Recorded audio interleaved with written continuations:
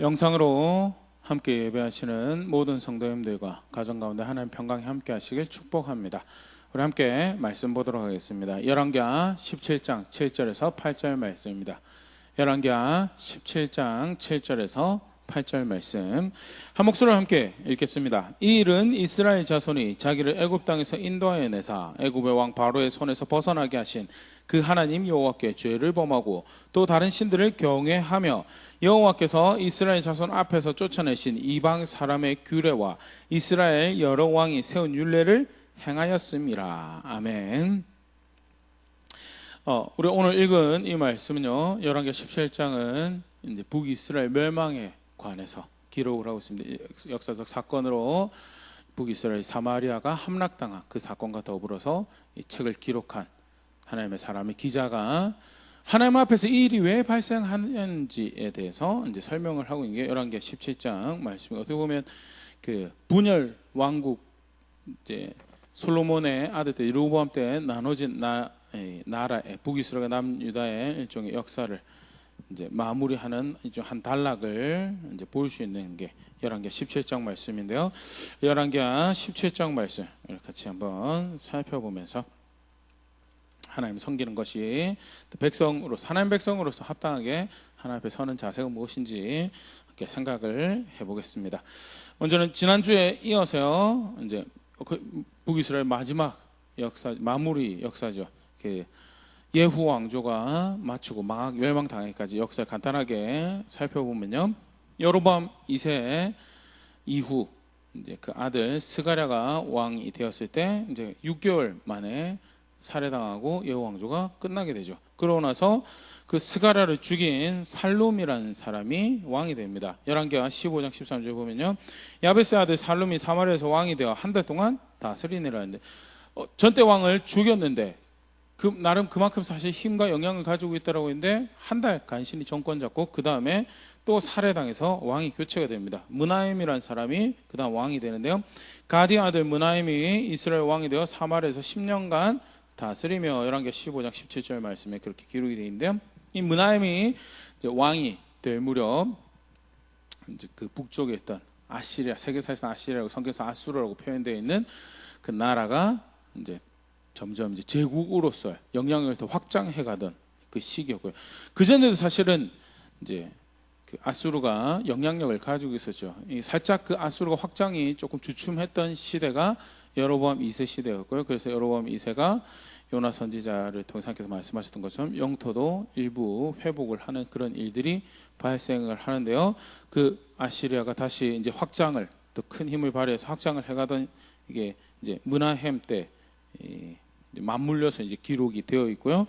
결국 이 팔레스타인 땅에 북이스라엘 땅에 아수르 군대를 이끌고 나타나게 되고, 근데 므나헴이 열왕기 15장 20절에 은을 이스라엘 모든 부자에게서 강탈하여 각 사람에게 은 50세겔씩 내게 하여 아수르 왕에게 주었더니 이에 아수르 왕이 되돌아가 그 땅에 머물지 아니하였더라 하면서 일종의 조공이죠.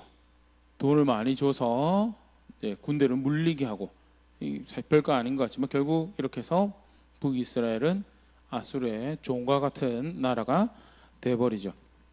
또 그와 더불어서 이제 성경에서 이걸 기록하고 있다라는 것은요, 그냥 작은 나라가 힘센 나라에 어쩔 수 없이 그렇게라도 나라를 보존하였던 모양이다, 정권을 유지했던 모양이다라고 보는 것 이상의 의미를 가지고 있죠. 하나님 방법이 아닌 자기 정치적 방법을 힘으로 삼아서 이 므나헴이라는 사람이 어떻게든 왕이 되었지만 하나님을 신뢰하고 하나님 존중하는 게 없었던 사람이구나라는 것을 보일 수 있는 대표적 단면이고요.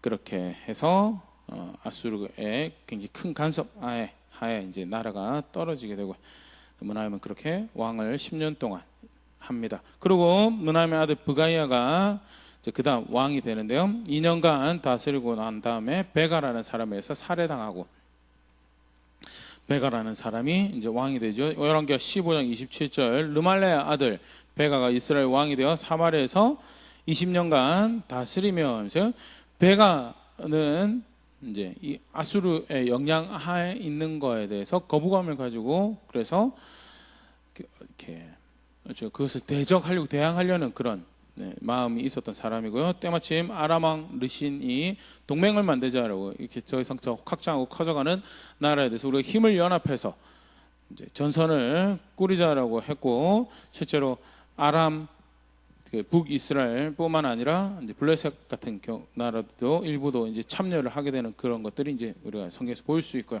반아수르 동맹을 만들고, 그리고 거기에 남유다 참여하기를 이제 원했죠. 근데 이 남유다 아하스는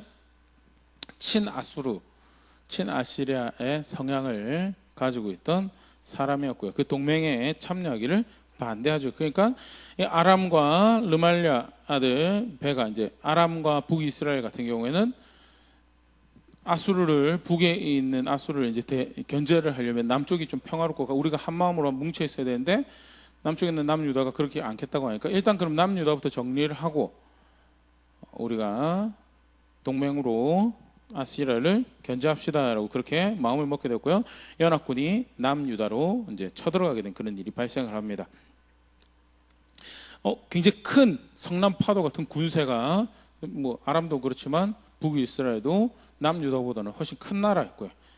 그래서 남유다가 굉장히 힘든 가운데 있었지만 흥미롭게도 그런 군세 앞에 남유다가 쓰러지지 않아요. 이렇게 완전히 망하지 않게 되는, 학자들이 정황상 볼 때 남유다를 완전히 끝을 내려고 이 아람 북이스라엘 연합군이 동맹군이 내려갔던 것보다는 정권을 교체하기 위해서 이 아하스를 죽여버리고 자기들 편에 서줄 정권을 이제 세우기 위해서 내려갔던 것으로 이제 보여진다라고, 이렇게 사실 이사야 말씀에 보면 그게 이제 기록이 되어 있는데요.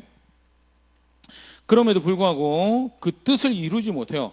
왜냐하면 하나님께서 남유다를, 아하스를 보호하고 계시는 거예요. 이 상황에서 아하스가 그걸 이제 성경에서 시험한다라고 표현을 하고 있는데, 죄를 짓도록 만든다라기보다는 이 상황을 통해 아하스가 역대 선한 왕들처럼 아사 또는 여호사밧 또 다윗 같은 그런 신실한 하나님을 향한 신뢰와 그 여호와가 우리의 구원과 방패와 소망이 되십니다라는 고백할 수 있는 기회를 사실 준 건데, 아하스 성도에는 사실 전혀 다른 게 있었죠.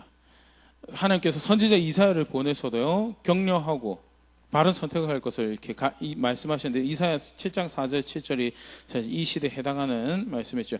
그에게 이르기를 너는 상가며 조용하라. 르신은 아람의 왕이었죠. 르말랴의 아들은 북이스라엘 르말랴 아들 베가를 이야기를 한 거고요. 심히 노할지라도 이들은 연기 나는 두 부지깽이 그루터기에 불과하니 두려워하지 말며 낙심하지 말라라면서, 성난 파도 같은 순식간에 자기를 뒤집어 삼키고 온 나라를 뒤집어 삼켜서 자기를 끝장내고 자기 가족 끝장낼 것 같은 그 군세가 사실은 연기만 자욱한 부지깽이 그루터기에 불과하니 두려워하지 말라 낙심하지. 그들이 결국 너의 목숨을 빼앗지 못할 것이고 너의 평화를 빼앗지 못할 것이다 라는 것이 하나님께서 이사야 선지자에 주신 말씀이고요.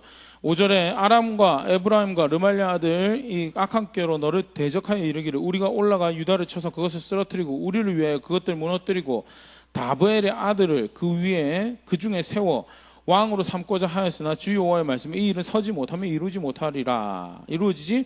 하나님께서 그들이 원하던 거 그렇게 이루지 못하고 너는 괜찮을 거다라고 이야기하는데, 아하스가 이제 처음에는 괜찮은 척 했던 것 같아요. 근데 결국 어디로 달려가느냐? 아수르에게 달려가죠. 배신을 하는 거죠. 결국 아까도 얘기 드렸던 것처럼 하나님을 구원으로 삼기보다는 하나님 보호로 삼고 하나님 말씀이 생명이 되는 소망이 되는 말씀을 그렇게 붙잡기보다는 당장 마음의 평화가 되는 총과 칼을 위하여 병거를 위하여 아수르로 달려가죠. 열왕기하 16장 7절 10절 아하스가 아수르 왕 디글랏빌레셀에게 사자를 보내 이르되 나는 왕의 신복이 왕의 아들이라 이제 아람 왕과 이스라엘 왕이 나를 치니 청하건대 올라와 그 손에서 나를 구원하소서 하고, 굉장히 안타까운 부끄러운 고백이, 나는 왕의 신복이 왕의 아들이라는 남유다 다윗의 후손의 아하스 왕이 하나님의 아들이고 자녀고 하나님의 종이다라고 하는 그 이스라엘의 왕이 아수르에 가서 내가 당신의 종이고 내가 당신의 아들이니 내려와서 나를 내가 당신을 주인으로 알고 내가 당신을 아버지로 알 테니 나를 도와달라라고 이야기하는 거예요. 결국 이 아하스가 이 기회를 통해 신앙을 고백하기보다는 자기의 속내 하나님을 신뢰하는 것이, 하나님을 기대하는 것이 없었던 그런 사람인 것을 여실히 드러내죠. 8절, 아하스가 여호와의 성전과 왕궁 곳간에 있는 은금을 내어다가 아수르 왕에게 예물로 보냈더니 9절, 아수르 왕이 그 청을 듣고 곧 올라와서 다메섹을 쳐서 점령하여 그 백성을 사로잡아 기르로 보내고 또 르신을 죽였더라. 그래서 다메섹을 쳐서 점령했다는 것은 아람 쳐서 점령해버렸다는 거죠. 그 아람 왕 르신을 죽이고 그렇게 정리를 해버리고요. 그렇게 해서 동맹국 연합군이 와야 되고 나고 아하스는 고마워서 이제 그 아수르 왕을 만나러 다메섹으로 갑니다. 10절에 보면 아하스 왕이 아수르 왕 디글랏 빌레셀을 만나러 다메섹에 갔다가 거기 있는 제단을 보고 아하스 왕이 그 제단의 모든 구조와 제도 양식을 그려 제사장 우리에게 보냈더니, 제단이 없던 게 아니에요. 예루살렘 성전이 있고 그 안에 제단이, 자신의 하나님을 섬긴 제단이 있는데 왜 굳이 그 다메섹에 가서 이방인들이 자신의 신을 섬기는 그 제단과 그 하나님, 그 신을 섬기는 모습을, 그 양식을 자기 제사장에게 보내서 야 우리도 이렇게 하자라고 이야기했을까요? 결국 얼마나 그가 여호와를 신뢰하는 게 없었는가를 보여주고요.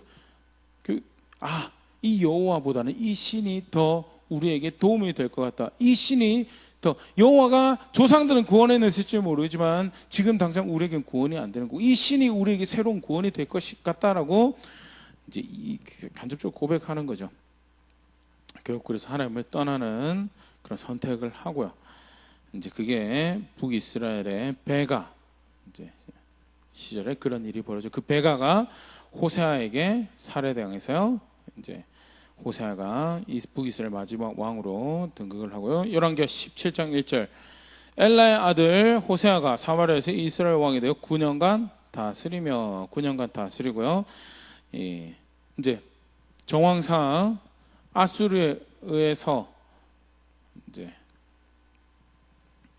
그 동맹도 깨지고 무장 해제가 된 그런 상황에서 반아수르적인 정서를 가지고 있던 베가가 죽고 친아수르적인 정서를 가진 이제 호세아가, 그 나름 베가보다는 좀 친호세아 이렇게 해서 그 친아수르다라고 해서 아수르 종입니다라고 그렇게 했는데 실상 그것도 신실하게 잘 안 했어요. 오히려 그러면서 이제 중간에 어떻게 보면 외교적 줄다리기 또는 어떻게 잘 견제해서 그 가운데 자기의 안녕을 도모하려고 하는 그런 이제 모습을 보일 수 있고요. 실제 그가 했던 것이 뭐냐면 열왕기하 17장 4절 5절을 보면 그가 애굽 왕 소에게 사자들을 보내고 해마다 하던 대로 아수르 왕에게 조공을 드리지 아니하며 아수르 왕이 호세아가 배반을 보고 그를 옥에 감금하여 두고 애굽 왕, 쉽게 말해서 이집트의 도움을 이제 얻어서 아수르를 견제하고 그 가운데 좀 평화를 누리고자 했던 것이 호세아가 꿈꿨던 모습인데 그게 잘 안 먹혀 들어갔죠. 그래서 아수르에 감금당하고 5절에 아수르 왕이 올라와 그 온 땅에 두루 다니고 사마리아로 올라와서 그곳을 3년간 애워쌌더라. 3년간 공성하고 결국 멸망당하게 되는 그런 일이 발생을 하죠. 비교를 해보면 남유다가 바벨론에서 공성전했던 게 18개월이었거든요. 18개월 공성전 했을 때 굉장히 사실 18개월만 해도 굉장히 끔찍한 그런 일이었는데요. 근데 이 3년 동안 공성전을 하고요. 이제 멸망을 당합니다. 그래서 사실 상대적으로 학자들이 사마리아 성도 대파당했을 걸로 그렇게 기대를 했는데 고고학자들이 이제 발굴을 하다 보니까 사마리아 성 유적이 그렇게 크게 파손이 안 된 거예요. 그래서 고고학자들 입장에서는 이게 성경 기록에 뭔가 문제가 있는 게 아닌가라고 그렇게 주장을 하는 사람들도 있는데 성경 기록에 문제가 있기보다는요. 이제 성경 기록을 좀 더 살펴보면요, 이 바벨론을 군대를 데리고 와서 느부갓네살 왕이 예루살렘을 점령했을 때 예루살렘에 대해서 굉장히 큰 분노를 가졌었죠. 이 조그만 성에 18개월이라는 시간을 쏟아부어야 했던 것이. 그래서 대파를 완전히 파괴하여 버려서 주변에 대한 이제 본보기로 삼으려는 그런 의도가 있었다면요. 사마리아 같은 경우는 재빨리 이주민들을 대고 끌고 들어와서 이제 더 이상 이 북이스라엘이 북이스라엘 백성으로 아브라함의 후손으로서의 정체성을 하나님 백성으로서 정체성을 가지지 못하여 자연스럽게 아수르를 흡수하도록 이렇게 만들려는 그런 의도가 있었던 거에 대해서 멸망당하고 난 뒤에 어떤 운명을 이제 당하게 되는가 성경이 이렇게 기록을 하고 있는데요. 열왕기하 17장 23절 여호와께서 그종 모든 선지자를 통해 하신 말씀대로 드디어 이스라엘을 그 앞에서 내쫓으신지라. 이스라엘이 고향에서 아수르에 사로잡혀가서 오늘까지 이르렀더라. 먼저는 거기 살고 있던 사람들을 많은 사람들을 포로로 끌고 가고 아수르에 곳곳에 흩어버립니다. 그래서 제국의 하나가 일부분이 되어버리고 그 유대인들이 다 제국의 일부분이 되어버리도록 그렇게 만들고요. 다음에 열왕기하 17장 24절 아수르 왕이 바벨론과 구다와 아와와 하맛과 스발와임에서 사람을 옮겨다가 이스라엘 자손을 대신하여 사마리아 여러 성읍에 두매 그들이 사마리아 차지하고 그 여러 성읍에 거주하니라. 여러 사람들을 다른 이방 사람들을 여러 데리고 와서 북이스라엘 살게 하는 그 사마리아 땅에 살게 해서 그들이 이스라엘 백성의 그 고유의 정체성으로 일치감을 통일감을 그 공유를 통해 우리가 이래서는 안 된다라고 해서 아수르를 반역하는 그런 꾀를 내지 못하도록 와가지고 잡다한 사람들 다 섞여 살도록 만들어버린 중국이 티벳이나 신장 위구르 지역을 관리하는 방법이 그런 걸 사용한다고 그러는데 철저하게 일단 힘으로 탄압하고 그 다음에 한족들을 대거 이동을 시켜서 티벳 고유의 정체성을 계속해서 희석하고 위구르 고유의 정체성을 희석해서 결국 그 신장 같은 경우도 위구르 성 같은 경우도 한족의 퍼센테이지가 위구르보다 더 많은 다수 종족을 차지하도록 그렇게 만들어서 결국 이 하나의 정체성으로 공산정부를 대적하는 일에 대해서 못하도록 이렇게 만드는 그런 일을 했다라고 그러는데요. 그런 비슷한 걸 생각을 하면 지금 이 북이스라엘이 당한 사실은 지금 어떤 땅이 하나님이 조상들에게 약속하셔서 하나님의 눈이 하나님 마음이 거기에 있어서 이른 비와 늦은 비를 내려주시고 열매 맺게 하시고 살게 하시고 그래서 하나님 나라를 펼쳐가시는 그런 땅이 될 것에 대해서 약속을 주신 그 땅인데 그 땅에 지금 어떤 일이 벌어졌느냐. 온갖 사람들이 들어와서 그들이 하는 일이면 그들이 여호와를 잘 섬겼으면 사실 이제 어떤 기록이 남아있는 열왕기 17장에 먼저 이주했던 사람들이 자기들 마음대로 살아가다 보니까 하나님이 그들의 일부를 치세요. 그래서 그것을 기뻐하지 않는 것을 나타내니까 이 동네 신이 이 이스라엘의 신이 사마리아 신이 이 일을 기뻐하지 않는구나. 이 일을 어떻게 그 신의 그 원함을 잘 맞춰줄 그 일들을 우리가 해야 되겠다라고 해서 제사장도 파견을 하고 하지만 결국 그들이 했던 일이 뭐냐면 열왕기하 17장 41절 이 여러 민족이 여호와를 경외하고 또 그 아로 새긴 우상을 섬기니 그들 자자손손 그들의 조상들이 행하던 대로 그들도 오늘까지 행하니라. 여호와를 경외한다라고 하면서 여호와를 섬긴다고 여호와라는 신에게 제사를 한다라고 하면서 동시에 자기들이 가지고 있는 고유의 아로 생긴 사실은 바벨론도 그렇고 아수르도 그렇고 대다수 사실 그 고대 중동의 그 문화권들이 다 신종교의 문화였죠. 이제 그러니까 여호와 하나 더 추가하는 거 그들이 큰 문제가 아니었고요. 결국 혼합주의 신앙을 만들어냈고요. 그게 일종의 예수님 당시에 사마리아 사람들에 대해서 좋지 않은 감정을 그들을 비하하는 유대인들의 태도를 만들어낸 배경의 하나로 학자들이 이야기를 하는데요. 이제 혼혈이 된 거랑 그 신앙의 혼합이 된 거랑 그런 부분들을 이야기하는데요. 굉장히 사실은 비참한 교육 3년간의 공성전도 사실은 끔찍했을 거라고 생각이 되어지고요. 그 공성전 이후에 자신들이 살던 땅에 쫓겨나서 온 땅이 흩어져 버리고 아수르 제국이 온 땅 흩어져 버리고 정작 자기들의 땅에는 다른 사람들이 들어가서 이도 저도 아닌 결국 아수르의 하나로 살아가는 다 잃어버리게 되는 그런 일들이 발생을 했던 것이 북이스라엘의 마지막인데요. 우리 사실 이까지만 간단히 본 것만 생각을 해보면요,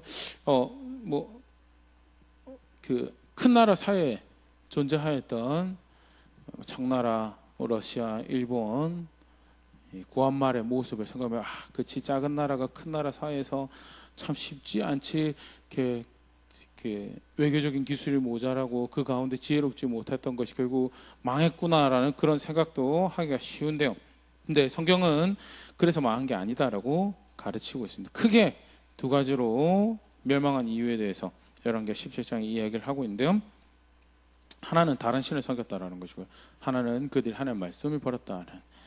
다른 신을 섬겼다라는 것을 크게 두 가지로 나누어서 생각을 해보세요. 하나는 뭐라고 표현하면 열왕기하 17장 7절에 이 일은 이스라엘 자손이 자기를 애굽 땅에서 인도해내사 애굽 왕 바로의 손에서 벗어나게 하신 그 하나님 여호와께 죄를 범하고 또 다른 신들을 경외하며, 여호와는 그 죄를 범한 것도 큰 문제인데 그러면서 뭐라고 이야기하고 있냐면 다른 신을 경외했다라고요. 다른 신을 경외했다. 이 다른 신을 경외했다는 결국 다른 신을 섬겼다라는 것의 또 다른 표현인데요. 경외했다라는 이 표현이 사실은 함의적으로 보여준 게 뭐냐면 결국 아까 잠깐 봤던 아하스가 가졌던 자세, 유다 왕 아하스가 가졌던 이 상황에서 더 이상 여호와는 우리 힘이 되지 못하는 것 같다. 저들이 섬기는 바알은 저들을 지지해서 더 큰 창을, 더 큰 무기를, 더 큰 권력을, 더 큰 군대를 가지게 만들어주는데 우리 여호와는 그러지 못하는 것 같다라는 그 자세가, 그래서 이 상황에서는 저 신을 구원 삼고 농사에 가서는 바알을 구원 삼고 군의 문제에 있어서는 그런 이해를 가지고 접근을 하게 된 게 다른 신을 경외했다라는 표현이 사실 의미하는 거죠. 그래서 저 신을 두려워해요. 경외했던 표현이 두려워한다는 건데요. 어떻게 하면 이제 그 신의 도움을 받아서 살아가 볼까. 결국 이스라엘 백성도 처음부터 다른 신 섬기를 하고 있으면 다른 신 섬겼을까라는 부분에서 그렇게 접근하는 건 오히려 이스라엘 사람들이 반발을 일으키지 않았을까요? 반대로 자기들의 풍요를 가지고 자기들의 군대를 가지고 가지고 우리가 섬기는 신이 이런 군대를 주었고 우리가 섬기는 신이 이런 풍요를 주었고 이런 보호를 주었고 그렇게 접근을 하게 된 것이 이제 아까 아하스의 자세에서 우리가 볼 수 있는 거죠. 다메섹 갔다가 그들이 섬기는 신이 어떻게 그들을 강하게 하였는지에 대해서 감동받고 그래서 우리도 예루살렘 성전 그 제단 옆에 다른 신을 섬기는 것들을 좀 갖다 놔야 되겠다라는 것이, 그게 다른 신을 섬기는 모습, 그렇게 다른 신을 경외하였다라고 이 다른 신을 섬기는 모습이죠. 그러면서 실제로 그 경외하는 것이 어떤 식으로 나아가느냐, 19장 9절에 17장 9절에 이스라엘 자손이 점차 불의를 행하여 그 하나님 여호와를 배역하여 모든 성읍에서 망대로부터 경관성에 이르도록 산당을 세운, 이 산당을 세웠다라는 것이 쉽게 사전적 의미로 치면 그냥 기도하는 처소를 만들어내는데 이게 어떤 거냐면 우리 식으로 치면 선앙당, 큰 나무 밑에, 큰 돌 밑에 뭐가 영적으로 좀 영험하게 보여지는 뭐가 자기 느낌에, 자기의 어떤 종교적 감성에 만족을 줄 수 있는 그런 기도 처소를, 신앙의 모습을 그것을 답습해 가는 거죠. 결국 다른 신을 경외하는 것도 주인이 누구예요? 자기가 주인이 되어서 자기가 판단하는 거죠. 절대 그렇게 판단하는 거예요. 적은 군대는 하나님께서 명령하신 거고, 왜 군대를 힘삼아서 병거를 힘삼아서 싸워가는 나라가 아니었기 때문에 애시당초 하나님께서 그 나라를 펼쳐가셨기 때문에 그렇게 정하셨던 거예요. 영토 확장을 위해서 굳이 열심히 나가서 싸울 그럴 목적의식을 가지지 못했던 게 하나님께서 주신 땅이 그 땅이었기 때문에 굳이 크게 영토를 확장해야 될 욕심을 가지지 못했던 것도 이스라엘 백성들이 가지고 있는 배경이고요. 더더군다나 그 하나님이 원하시는, 그 하나님이 섬기는, 그 하나님 앞에 제사하는 모습이, 그 하나님과 함께하는 모습이 하나님께서 명하신 산당으로 굳이 비교를 하면 내 이름을 두겠다고 한 장소에 와서 그가 만드신 제사 방식을 통해 그가 명하신 절기와 그가 명하신 예배 날에 와서 그렇게 구원이 어디 있는지, 소망이 어디 있는지, 결국 나와 내 자손의 번영이, 보호가 어디 있는지를 확인하며 그 하나님 섬기는 그런 신앙을 걸어갈 거에 대해서 그게 조상들을 이집트에서 구원해내신 하나님 섬기는 모습이죠. 그런데 다른 구원 쫓아가니까 결국 어떻게 되냐, 자기 종교적 감성을 만족시키는 산당을 세우는 자리로 가게 되고, 그 산당을 무엇으로 채우냐, 목상과 아세라상, 10절에 목상과 아세라상을 세우고 또 여호와께서 그들 앞에서 물리치신 이방 사람같이 그곳에 모든 산당에서 분향하며 또 악을 행하여 여호와를 경노하게 하셨으며 또 우상을 섬겼으니 이는 여호와께서 그들에게 행하지 말라고 말씀하신 일이라는 말씀. 그 산당을, 그 기도처소를 자신들이 이룰 다른 신들의 우상으로 채우고, 그리고 그들을 이렇게 섬기는 다른 신앙의 모습을 가져오고요. 열왕기 17장 16절 17절 그들의 하나님 여호와의 모든 명령을 버리고 자기들을 위해 두 송아지 형상을 부어 만들고 또 아세라 목상을 만들고 하늘의 일월 성신을 경배하며 또 바알을 섬기고 또 자기 자녀를 불 가운데로 지나가게 하며 복술과 사수를 행하고 스스로 팔려 여호와 보시기에 악을 행하여 그를 격려하게 하였으므로, 두 송아지 형상 여러 번 만든 걸 이야기를 하는 거죠. 아세라 목상, 일월 성신 경배하고 바알을 섬기고, 그러면서 또 다른 신을 섬기는 대표적인 악한 모습, 자녀로 불 가운데 지나가게 했다라는 것.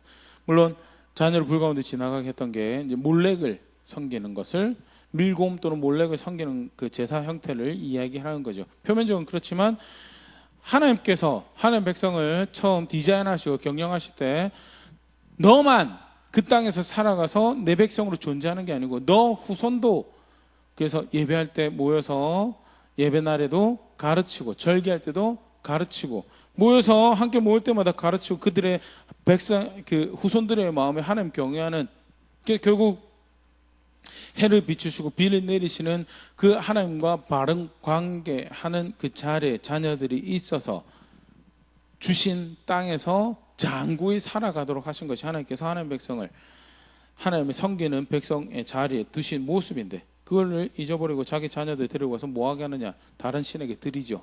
다른 신을 섬기면 안 되죠.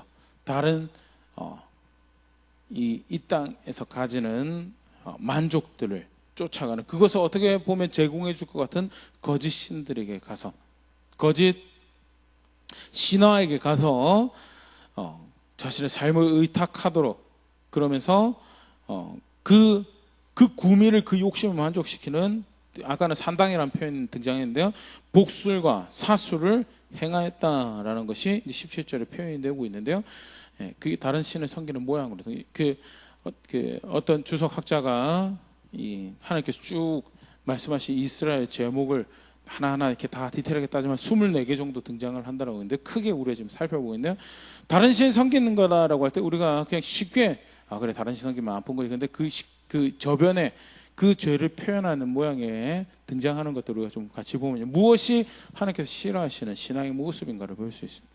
첫 번째는 구원을 얻을 소망을 가질 다른 대상을 만들어내는 게 북이스라엘 문제, 그걸 이제 경외한다라는 표현으로, 그리고 산당을 만들어낸 거죠.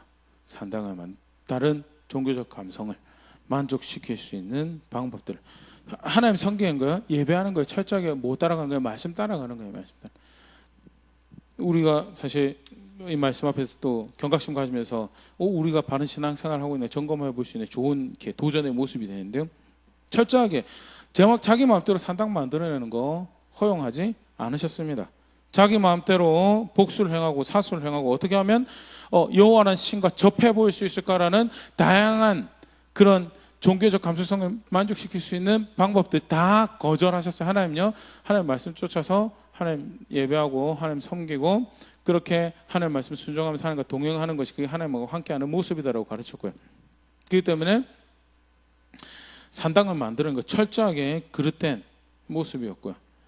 사실 그들의 자세가, 그들의 삶이 어그러진 욕심을 쫓아가는 자리 가운데 있었다는 것을 대표적으로 보여주는 한 단면이 되는 거예요. 또 더불어서 멸망의 이유로 말씀하신 것이 하나님 말씀을 버렸다는 것.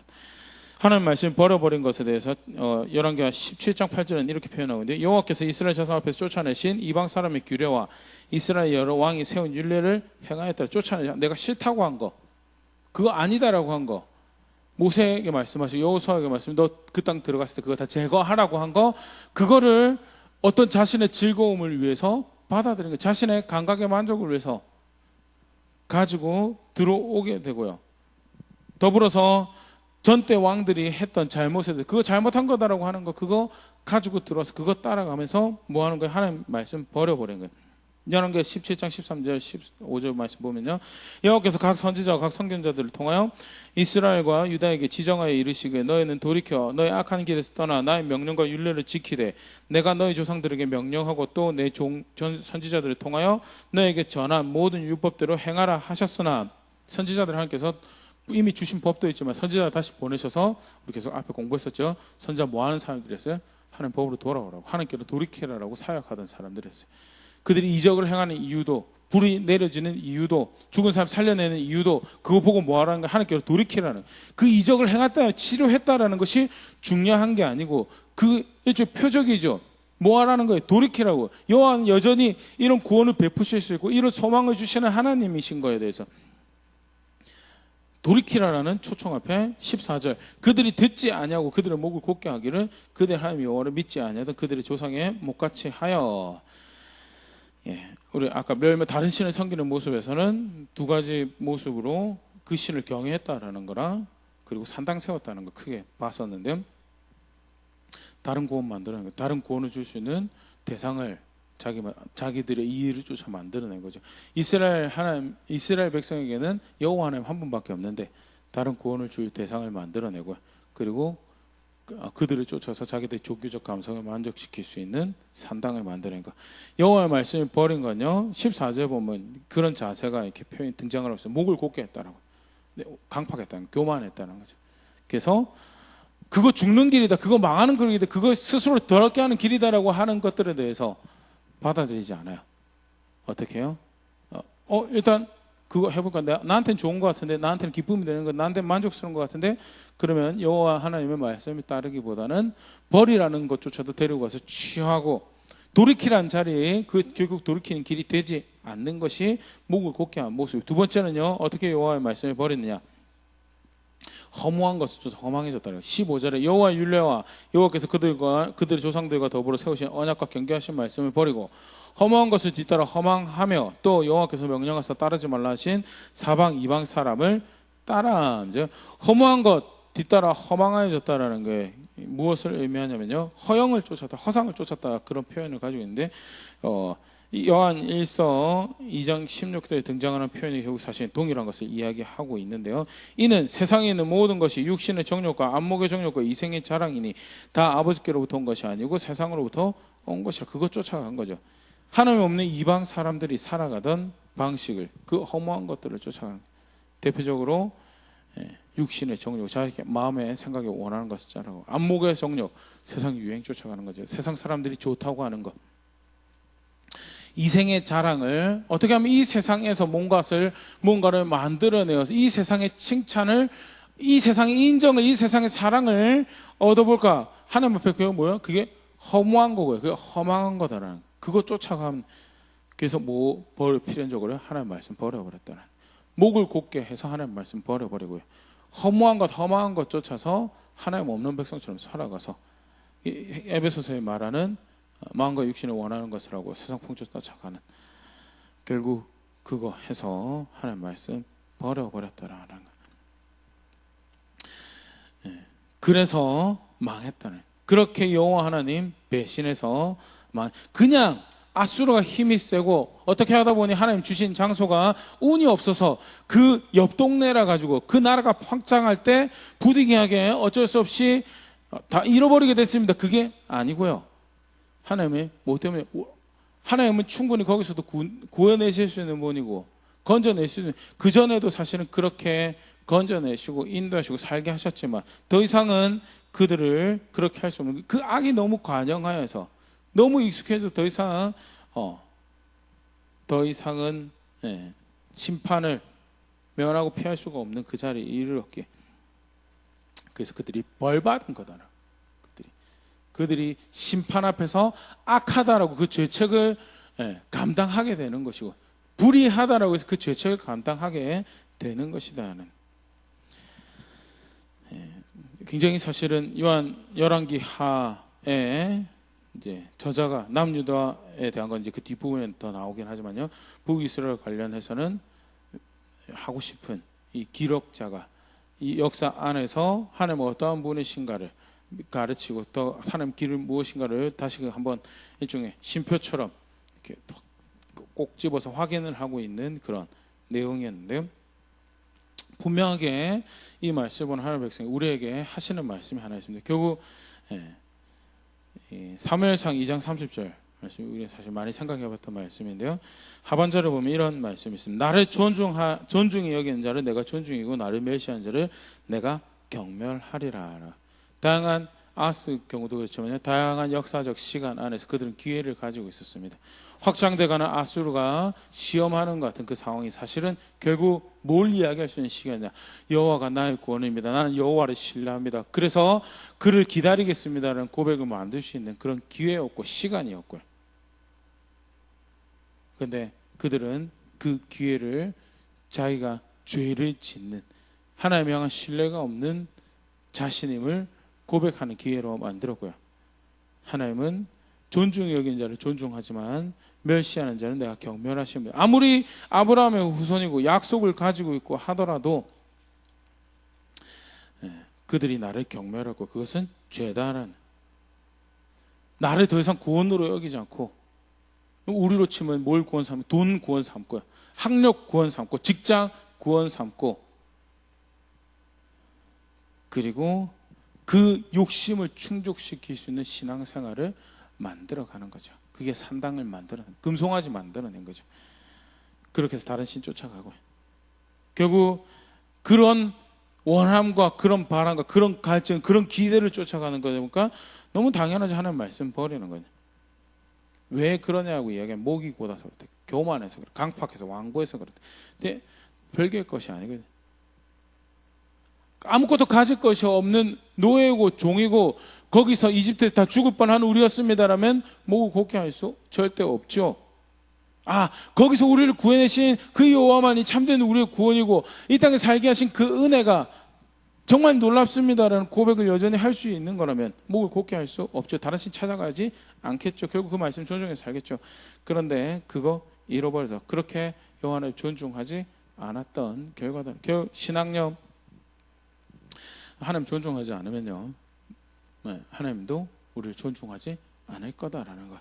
분명하게 너무 뼈저린 역사고, 어떻게 보면 북이스라엘 역사 전체를 학자들이 쭉 이렇게 이야기할 때 북이스라엘 단 한 명의 선한 왕이 없었다라고, 칭찬받는 왕이 없었다라고 이야기하는 게 이제 북이스라엘 안타까운 얘기인데, 결국 마무리하면서 다시 하나님이 분명히 이야기, 나를 존중히 여긴 자 내가 존중히 여길 것이고 나를 멸시한 자, 나를 경멸한 자 내가 멸시할 것이다 라고.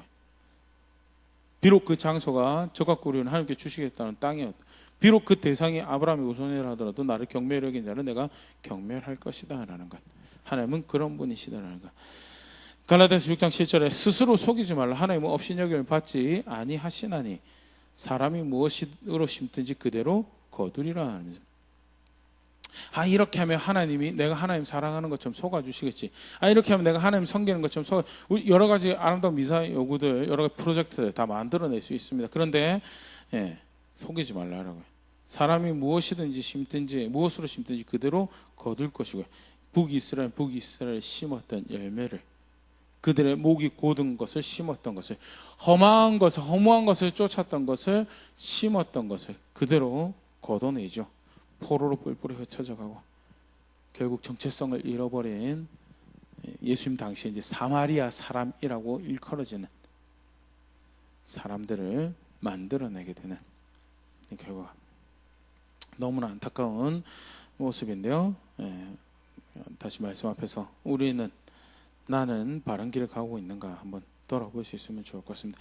하나님 존중하는 거요, 간단합니다. 하나님 말씀 존중하는 게 하나님 존중하는 거죠.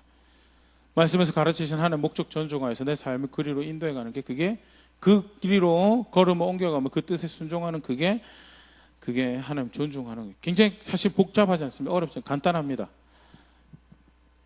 간단하게 그래서 어린아이라도 따를 수 있도록 만들어 놓은 것이 하나님 존중하는 모습이고요. 반대로 그렇기 때문에 어린아이라도 손쉽게 하나님 멸시하는 것을 선택할 수 있는 게, 그게 우리 인생의 모습인 거에 대해서 나는 어떤 자리에 있는지, 신앙생활을 한다고 그래도 적어도 이 영상 보면서 함께 예배할 정도면 그래도 여호와 하나님 섬긴다라고, 이스라엘 백성들처럼 다른 제단들 가지고 있어도, 다른 산당들 가지고 있어도 나는 그래도 여호와 섬긴다라고 이야기할 수 있는 그런 자리에 있을 텐데, 산당이랑 더불어서 여호와를 섬기고 있지는 않는지, 또는 다른 신을 경외하면서 여호와를 섬긴다고 하고 있지는 않는지 한번 돌아볼 수 있으면 좋을 것 같고요. 목이 곧아서 험한 것을 쫓고 있어서 결국 존중하지 않고 순종해야 될 것 순종하고 있지 않는, 정작 버려야 할 모습이다라고 일컬어지는 것들을 아니요, 저는 괜찮던데요, 저 그거 즐겁던데요라고 이야기하면서 따라가는 그런 자리에 있지는 않은지 다시 한번 생각해 볼 수 있으면 좋을 것 같고요. 한편은 큰 격려죠. 존중히 여긴 자를 존중히 여기겠다라고. 근데 반대로 내가 그를 멸시하는 자리에 있었다면, 그를 존중하지, 그를 고노 여기지 않은 자리에 있었다면 절대 죄 없다라고 하지 않으실 하나님이시다라는 것 말씀에서 다시 기억할 수 있으면 좋을 것 같고요.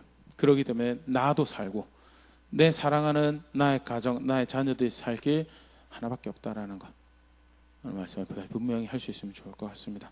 더불어서 그렇게 배워가고 익혀가고 서로의 걸음들을 지켜가는 그런 교회 될 수 있으면 좋을 것 같고요. 부족하지만 욕심, 바람, 그것이 건강한지 또는 불의하고 정말 사사로운 욕심인지 분별해가며 빚어져가는 자리에 있는 그런 우리가 될 수 있으면 좋을 것 같습니다.